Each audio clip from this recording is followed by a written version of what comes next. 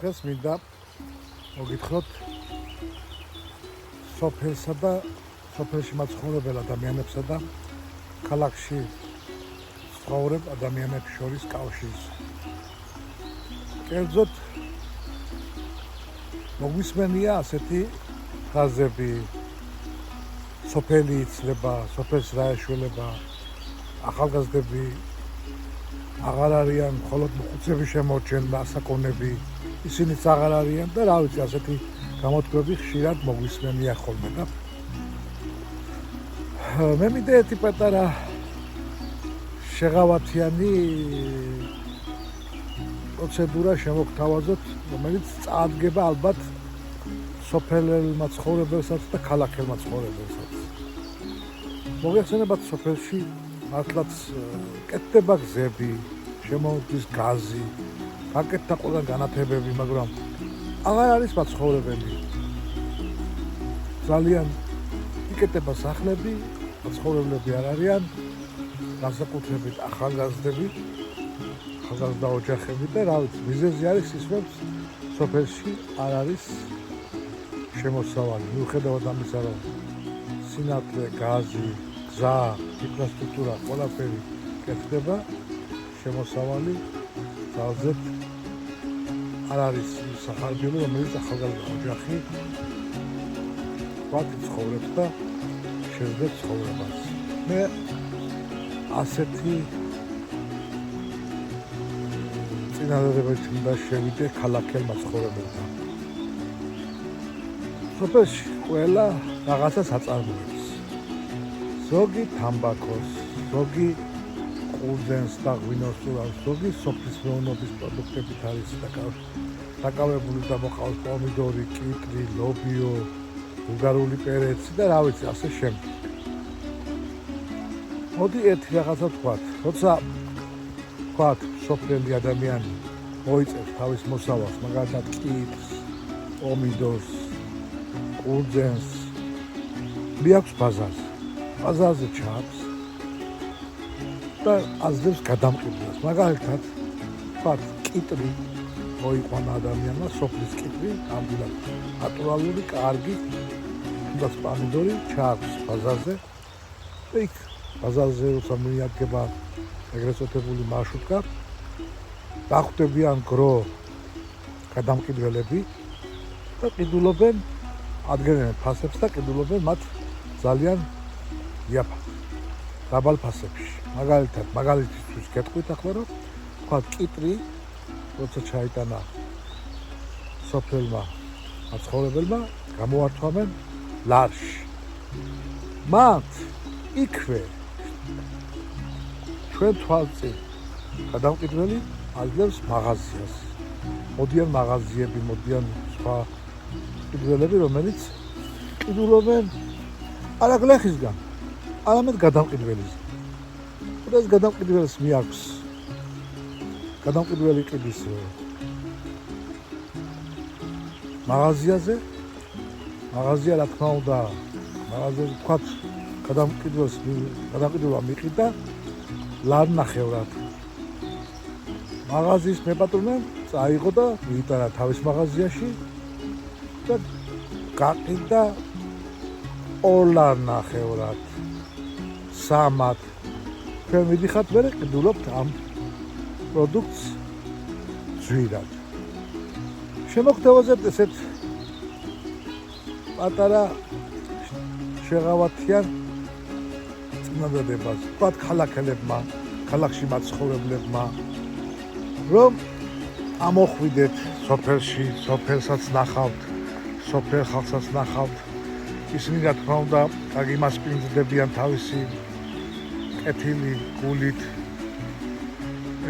რომ შეიძინოთ, ვთქვათ, ადგილზე რომ მოხვიდეთ და შეიძინოთ ისევ სოფლიელი მაცხოვრებლებისგან ეს პროდუქტი. კიტრი, პომიდორი, უფრო იაფად მოხსნებს ადამიანი, როცა აღარ აქვს ხარჯი, რომ წავიდეს ქალაქში, ამოვიდეს, ყველაფერს თავისი ხარჯი აქვს. ადგილზე მოხვიდოთ ის პროდუქცია და სოფლის მეურნეობის ის ნატურალური პროდუქცია, რომელიც თქვენ ასევე ყიდულობთ ქალაქში. თან თქვენთვის იქნება ეს გასვლა.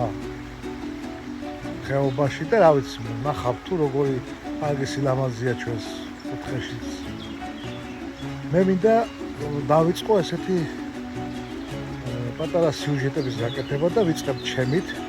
მე მაგალითად ტონობით კი არ ვაწარმოებ, მაგრამ მაგალითისთვის მინდა რომ გავაკეთო, დავიწყებ ჩემით და მე გადავალ სხვადასხვა მეზობელთან და სხვადასხვა მეზობელი რაც აკეთებს, ის მინდა მე თქვენ მოგაწოდოთ, რომ ასეთი რაღაცა არის თქვა ჩემ სოფელში და ნებისმიერ სოფელში. მე მაგალითად მომყავს ყურძენი, მაგალითად ყურძენი მაქვს 3 სახეობისა, 4 სახეობისა, ცოლოკაური, უნიკალური ჯიშია საღვინეთ და ღვინო გამოდის უნიკალური. არის ჩხავერი, უნიკალური და უნიკალური ჯიში და ძვირად ღირებული სამკურნალო თვისებებით გამოჩეული. არის ასევე მაქვს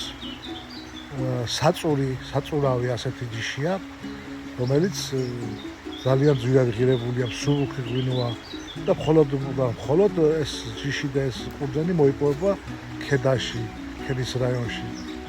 ამჟამად დანდალოში ვარგეს და ძალიან კარგი ყურძენია, წვნიანია, ძალზე ბევრი წვენი აქვს და რა ვიცი გამოდის. ასევე ვიყავ ადესა, რომელიც მოლდაურ ადესას ეძახიან და კარგი წვენები გამოდის. ხო და თქვათ მოვიდეს ყიდველმა და შეიძინოს, მაგალითად ქალაქში ყიდულობენ უკვე 20 საათულიან და 30 საათულიან სახლებში ყიდულობენ. კახეთიდან ჩამოაყან ადგილზე ყიდულობენ ლარიან ყურძენს. ახლა მე შეურაცხყოფას კი არ ვაყენებ, თქვათ კახეთის ყურძენს, მაგრამ ცოლოკაური მეტად ეთესია და ჯობია რომ თქვენ თუ გული შეგხვდათ რომ სოფელი იცლება და სოფელ ხალხს დავეხმაროთ, მოვიდეთ და ვიყიდოთ ის კარგი ყურძენი, რომელიც გამოდის კარგი ღვინო. ან თუ თქვენ მაინდამაინც უნდა დააყენოთ სახლში მე-20 სართულზე, შეიძინეთ, ისევ ამოდით ქედაში და ქედის ცოლოკაური შეიძინეთ. თუ არა და პურით საერთოდ მეპურემ უნდა გამოაცხოს. არის სოფელში, რომელიც ყველა ვაწარმოებთ და აკეთებენ სახლის ღვინოებს. ახლა ჩამოსხმა არ აგვაქვს. ჩამოვასხათ და ბრენდირება ვიცეთ და ბრენდირებული იყოს. თუ მაგის საშუალებაც არ გვაქვს, თუ რატოაც არ გვინდა რომ ჩამოვასხათ და ჩვენი ღვინო გქონდეს და ბრენდირებული იყოს, მაგრამ ამას ყველაფერს თავისი ფინანსები მოითხოვს და ფინანსებს მოითხოვს, რომელიც არ გაგვაჩნია სოფელს. თუ თქვენ გული შეგტკივათ ამის გამო, შეგიძლიათ მოხვიდეთ და შეიძინოთ ჩვენსგან ან ღვინო, ან კიდე ყურძენი. ასევე მე მინდა მე სხვა გადაცემებში და სხვა სიუჟეტებში გაჩვენოთ თუ ვინ რას აწარმოებს და რა შეუძლია შეიძინოთ თქვათ ჩემს სამეზობლოში მეზობელი, ზოგი თაფს აწარმოებს, ზოგი თამბაქოს აწარმოებს, ზოგი კიდე მეთევზეობაზეა გადასული, ზოგი კიდე სხვადასხვა რაღაცებზე და ასე რომ თუ ვინმეს გული შეგხვდივა, მოდით მოვიტყვით რომ ვაიმე სოფელი იცლება და ვაიმე ეს არ უნდა მოხდეს, თუ შეგხვდივათ გული და ვინმე შეგხვდივათ გული, მოდით პირდაპირ და შეიძინეთ ჩვენგან პროდუქცია და იყიდეთ და რა ვიცი, გავამყაროთ სოფელმა და ქალაქმა ურთიერთობა და ასე ან ჩვენ ჩამოგვიტანდა პირადად თქვენ აიღეთ იმ ფასში, რა ფაშიც საწყობთ. და ასე, ეს არის ჩემი პატარა გამოსავალი, რომელიც გამოსავალი კი არ არის, პატარა ერთ-ერთი შეღავათია, რომელიც შეიძლება გლეხს წაადგეს და ვისაც აქვს, ვინც მიიტანს ამას გულთან და ქალაქელი თუ მიიტანს გულთან, მათთვისაც უკეთესია, იმიტომ რომ გამოვა ქალაქიდან, ამ ხმაურიდან, ამ რაღაც საშინელებებიდან და სიმშვიდეს იპოვის და ნამდვილ ადამიანებთან, რომელიც შრომაში და ჯაფაში აქ გატარებულით, რომ მათთან ერთად გაატარებენ იმ ერთ დღეს და შეისყიდიან ნატურალურ პროდუქციას, ლობიოს, კით, პამიდორს, ნებისმიერ ოჯახში, რომ მივიდეს ყველას აქვს თავისი ზედმეტი მოსავალი და ეს ზედმეტი მოსავალი შეუძლია რომ ყველამ შეიძინოს. ასე რომ ეს პირველი სიუჟეტი იქნება ჩემთვის და მე დროდადრო სხვადასხვა პროდუქციის და სხვადასხვა პიროვნებებს შემოგთავაზებთ და გაჩვენებთ ამ ყველაფერს ერთად.